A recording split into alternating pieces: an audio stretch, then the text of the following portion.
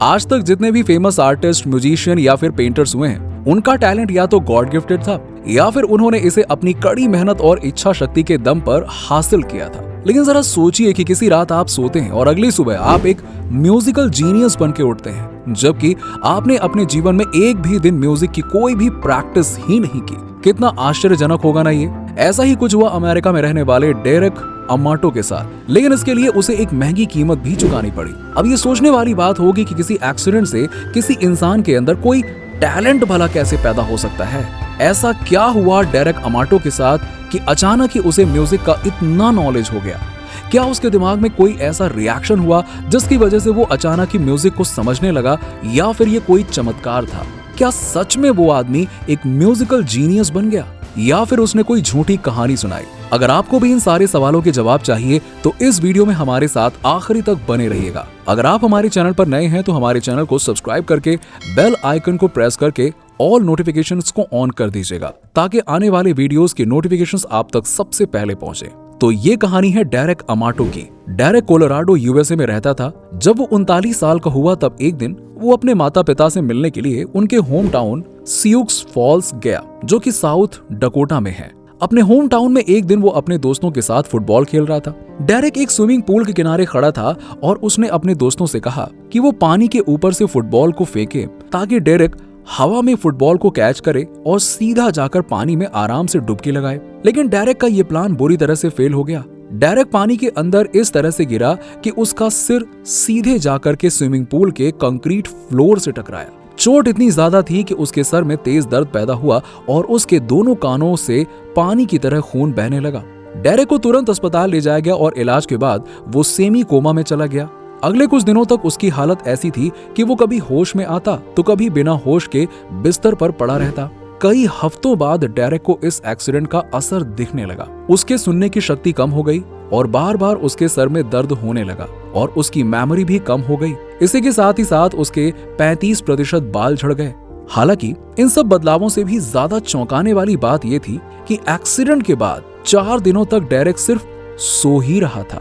5वें दिन वो अपने हाई स्कूल के दोस्तों के घर पर गया, जो दोस्त हादसे वाले दिन डेरेक के साथ स्विमिंग पूल पर थे। ये दोस्त उनमें से ही एक था। डेरेक के दोस्त के घर एक छोटा सा म्यूजिक का स्टूडियो था। अपने दोस्त से बात करते समय डेरेक का ध्यान एक इलेक्ट्रॉनिक कीबोर्ड पर गया। डेरेक अपने आप उस कीबोर्ड की तरफ खींचा चला गया। आज से पहले डेरेक ने कभी भी पियानो नहीं बजाया था, लेकिन उस दिन जो कुछ भी हुआ वो शॉकिंग था। डेरेक को लगा कि वो शायद कुछ नोट्स बजा पाएगा, लेकिन उसकी उंगलियां पियानो पर पड़ी और वो बड़े ही आराम से हाई और लो कीज अपनी उंगलियों से दबाने लगा। उसने इतनी प्यारी धुन बजाई कि जो लोग उसे नहीं जानते थे, अगर वो लोग उसे पियानो बजाते हुए देखते तो उन्हें ऐसा लगता कि डेरेक ने कई सालों से म्यूजिक की फॉर्मल ट्रेनिंग ली हुई है। हालांकि डेरेक को इससे पहले पियानो का कोई भी एक्सपीरियंस ही नहीं था। पर डेरेक उस समय शॉक्ड नहीं था। बस उसे इतना समझ में आ रहा था कि जो हो रहा है वो चीज बहुत गहरी है। डेरेक को यह भी पता नहीं था कि उसके अंदर ये म्यूजिक कहां से आ रहा है। डेरेक के द्वारा बजाई गई धुन ने उसके साथ बैठे उसके दोस्त के दिल को इस तरह से छुआ कि उसकी आंखों से आंसू निकल आए। अगली सुबह अपने दोस्त के घर से जाने से पहले डेरेक बिना रुके लगातार 6 घंटों तक पियानो बजाता रहा। एक्सीडेंट के बाद डेरेक के अंदर जिस म्यूजिकल टैलेंट ने जन्म लिया, उसकी खबर मीडिया को लग गई। जल्द ही वो बहुत से इंटरव्यूज और टॉक शोज में नजर आने लगा। इन शोज में उसे लाइव ऑडियंस के सामने भी पियानो बजाने को कहा जाता था। इसके जरिए डेरेक बहुत ही जल्दी मशहूर हो गया और बहुत बिजी भी हो गया। उसने अपने इस नए टैलेंट को मोनेटाइज किया और जल्द ही अपना एक सिंगल सॉन्ग रिलीज किया और उसके बाद खुद का एक एल्बम भी निकाला। अब डेरेक एक कंपोजर बन गया था। जब मैंने उसकी आंखें बंद की, मुझे कुछ काले और सफेद स्ट्रक्चर्स दिखाई दिए जो कि लेफ्ट से राइट जा रहे थे। मेरे दिमाग में जो फ्लूइड और म्यूजिकल नोटेशन की स्ट्रीम चल रही थी, ये उसको दर्शा रहे थे। इस तरह से डेरेक ने अपनी हालत समझाई। एक टॉक शो में ऑडियंस की फरमाइश पर उसने एक ऐसी औरत के साथ पेयरअप किया जिसे सुनने में तकलीफ थी। वो औरत एक अच्छी खासी सिंगर थी, लेकिन कुछ सुन नहीं सकती थी। डेरेक ने अपना पियानो बजाया और उस सिंगर ने अपने आवाज के जरिए अपनी भावनाएं प्रकट की। ऐसे और भी कुछ लोगों की बातें सामने आई हैं जिन्होंने एक गंभीर हादसे के बाद अपने अंदर एक नया टैलेंट, एक नई चीज खोजी और डेरेक का केस उनसे मिलता जुलता है। आज ऐसे 30 लोग हैं जिन्होंने अपने जीवन में ऐसा ही कुछ अनुभव किया और जिसे कहा जाता है acquired servant syndrome. New York state में एक ऑर्थोपेडिक जिनका नाम है टोनी सिरकरिया, उसके ऊपर आसमान से बिजली गिरी थी जब वो एक टेलीफोन बूथ का इस्तेमाल कर रहा था। तब उसके कुछ ही समय के बाद उसने क्लासिकल पियानो के लिए अपने पैशन को खोज निकाला और कुछ समय बाद वो न सिर्फ पियानो प्ले करता था बल्कि म्यूजिक भी कंपोज करने लगा था। ऑरलैंडो सेरल को एक बार बेसबॉल से उसके सर पर चोट लगी थी। उसका ऑरलैंडो पर ऐसा असर पड़ा कि जब भी कोई उसे एक तारीख बताता और पूछता कि उस दिन कौन सा दिन था, तो चंद सेकंड्स में उसका जवाब वो दे देता था। एक और आदमी अलोंजो सेलेमंस को एक बार बुरी तरीके से गिरने की वजह से ब्रेन डैमेज से गुजरना पड़ा था कि वो जानवरों की इस तरह की मूर्ति बनाता जिसे देखकर लगता कि वो जानवर जिंदा है। हालांकि डॉक्टर्स का कहना है कि इन सारे केसेस में डेरेक जितना स्ट्रॉन्ग केस किसी का भी नहीं है। डेरेक का मानना है कि ये गिफ्ट हर किसी के लिए नहीं है और ये बहुत ही थका देने वाला अनुभव होता है। डेरेक का कहना है कि अगर ये और लोगों के साथ हुआ होता तो वो लोग शायद इसके साथ जी नहीं पाते। ये एक गिफ्ट है, लेकिन लोगों को इसके लंबे समय तक मिलने वाले नतीजों के बारे में नहीं पता।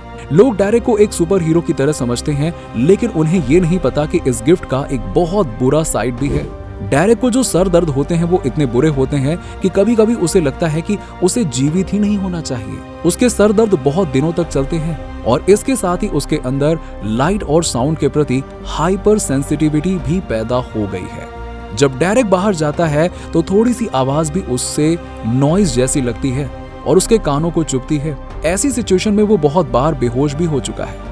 यूनिवर्सिटी ऑफ मियामी की एक प्रोफेसर का कहना है कि डेरेक के दिमाग में 24 घंटे सफेद और काले की सुनाई देते रहते हैं और उसके दिमाग का दूसरा हिस्सा उसे म्यूजिक मानता है।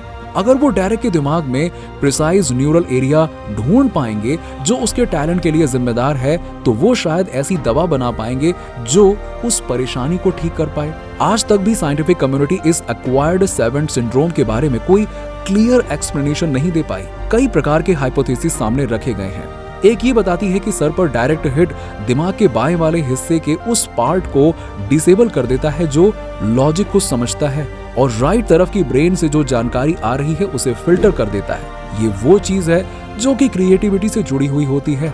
फिल्टर के डिसेबल हो जाने की वजह से आर्टिस्ट एक्सप्रेशन बिना किसी रुकावट के फ्लो होने लगते हैं और एक खूबसूरत म्यूजिक या फिर स्कल्पचर के रूप में बाहर निकलते हैं। एक दूसरा हाइपोथेसिस ये बताता है कि फिजिकल प्रभाव न्यूरोट्रांसमीटर्स रिलीज करता है जो कि दिमाग के अंदर नए रास्ते बनाते हैं जो एम्बेडेड टैलेंट को जगाता है।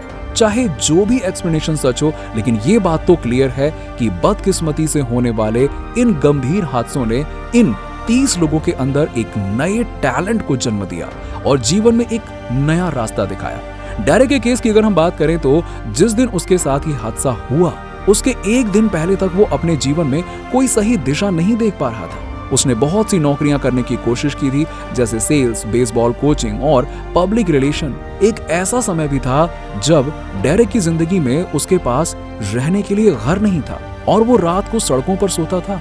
स्विमिंग पूल के उस हादसे ने उसकी जिंदगी हमेशा हमेशा के लिए बदल दी।